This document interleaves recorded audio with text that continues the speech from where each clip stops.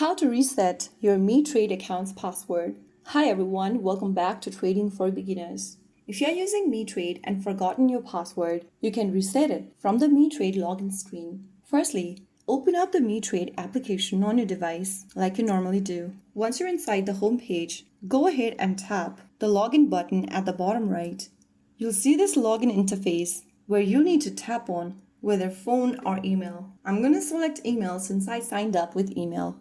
Now simply tap on the forgot password link. On the next page, enter your email address or check your email address if it is correct, and then tap on get code under the box. You'll receive a verification code sent to you via your email. Go ahead and enter the code. Just go ahead and open the email first and click open the email from Mitrade. You'll receive a verification code in it. Copy that code, get back to Mitrade app and paste it in. Now tap continue. On the next page, you'll get to choose a new password. Include the criteria that has been given below while typing down your password. Make sure to enter a strong password and click confirm. Soon after you do that, you have changed your password. You can now log in entering the new password in the password box. Finally, click login. And that's how you reset your Mitrade account's password quickly and easily. If you found the video helpful, don't forget to like, share, and subscribe to our channel.